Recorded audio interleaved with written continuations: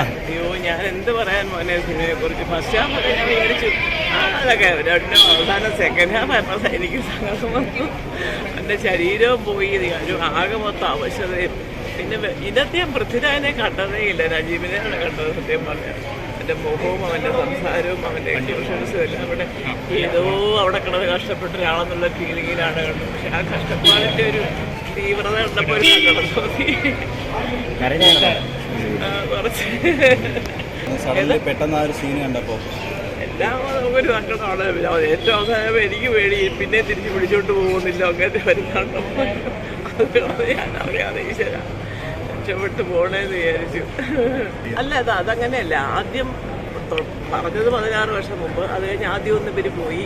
പിന്നെ അതിന് മുമ്പ് തിരുവല്ലയിൽ ആദ്യത്തെ ഷെഡ്യൂൾ എടുത്തു. പക്ഷേ പിന്നെ അങ്ങോട്ട് ഈ കൊറോണയുടെ ഇത് കൂടി അവരവിടെ പെട്ടുപോയി. ഫ്ലൈറ്റ് ഇല്ല, കടകളില്ല, ഒന്നുമില്ല. പക്ഷേ എന്തൊക്കെ പറഞ്ഞാലും ഞാനിങ്ങനെ വിളിക്കുമ്പോൾ വിളിച്ചൊക്കെ പറയും, ചേച്ചി ഒന്നും കൊണ്ടും പേടിക്കണ്ട, ഇവിടെ എല്ലാ സൗകര്യങ്ങളും അവർ ചെയ്തു തന്നിട്ടുണ്ട്, നമുക്ക് അങ്ങോട്ട് വരാൻ പ്ലെയിനില്ലാത്ത ഒരു ചെറിയ കുഴപ്പമേ ഉള്ളൂ എന്നൊക്കെ പറഞ്ഞു. അപ്പോൾ എനിക്ക് ഇച്ചിരി പേടി.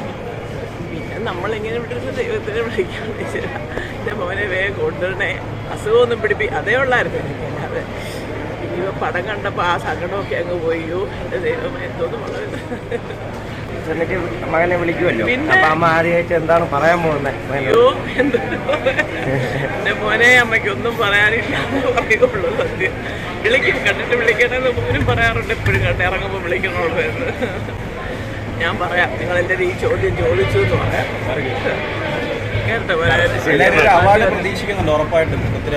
എല്ലാവരും എന്നോട് ഇത് തന്നെ പറയുന്നു. അവാർഡ് കിട്ടുന്നതൊക്കെ അത് ഓരോ സമയം പോലിരിക്കും. ഏതായാലും കിട്ടാൻ അർഹതയുണ്ട്. ബാക്കിയുള്ള കാര്യങ്ങളൊക്കെ അതിൻ്റെ കുറവ് പോലെ നടക്കട്ടെ. വലിയ കഷ്ടപ്പാട് ദൈവം എന്തെങ്കിലുമൊക്കെ ഒരു ഇത് കൊടുക്കും. പുരസ്കാരമൊക്കെ കിട്ടിയാൽ ഞാൻ പിന്നെ എൻ്റെ കൂടെ ഞാൻ മോൻ്റെ കൂടെ പോകും അത് വായിക്കുക കാണാൻ. പോയി ചേരാം.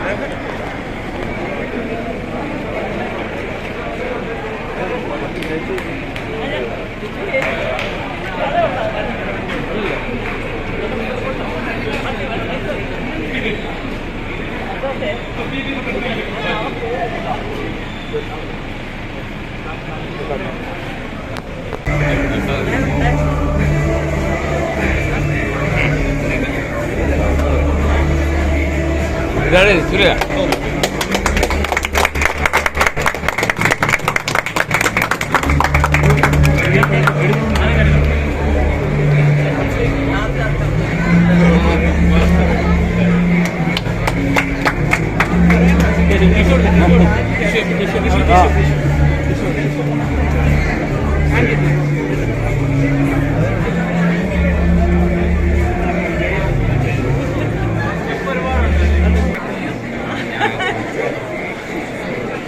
ഞാനെപ്പോഴും ഫോണിലൂടെ പേര് കേൾക്കത്തേ ഉള്ളൂ. നമ്മുടെ അനിയൊക്കെ പറയും.